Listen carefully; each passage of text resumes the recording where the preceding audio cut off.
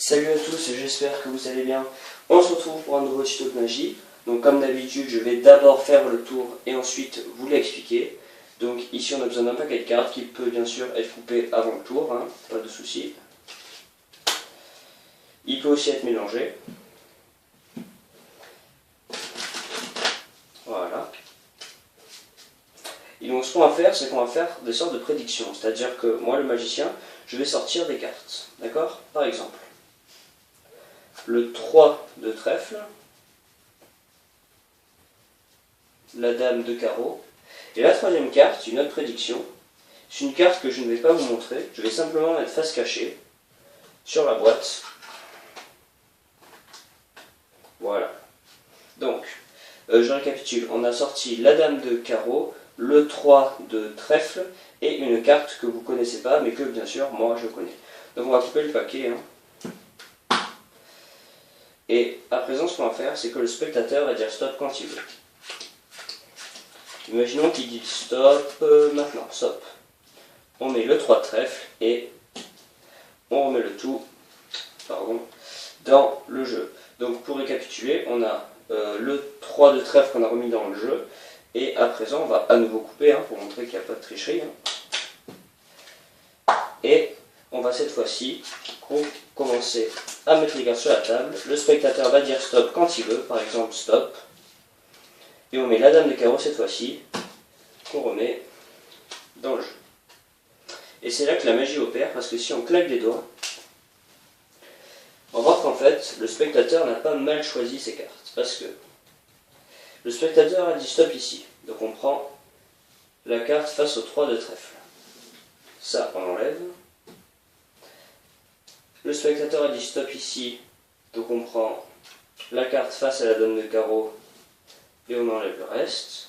Et on va voir que là, ce qui s'est passé, c'est assez fou, parce que la carte sur laquelle le spectateur a stoppé ne date que l'âme sœur du 3 de trèfle, c'est-à-dire le 3 de pique, et il a aussi stoppé sur la dame de cœur, l'âme sœur de la dame de carreau. Et regardons ma dernière prédiction, l'as de pique, et bien on va voir que toutes les cartes ici sont des as.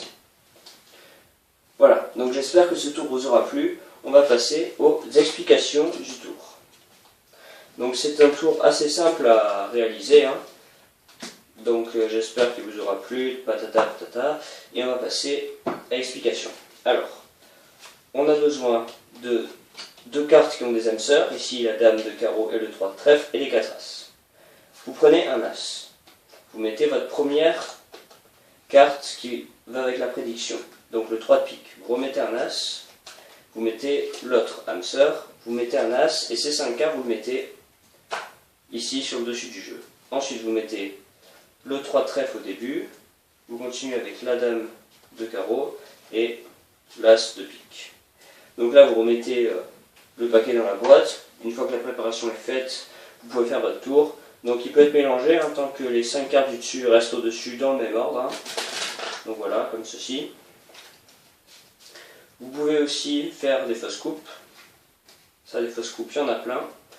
Vous en trouvez des tutos de partout sur YouTube. Et ensuite, vous allez sortir vos cartes. Donc, la première carte qui est le 3 de trèfle, qui est ici. Ensuite,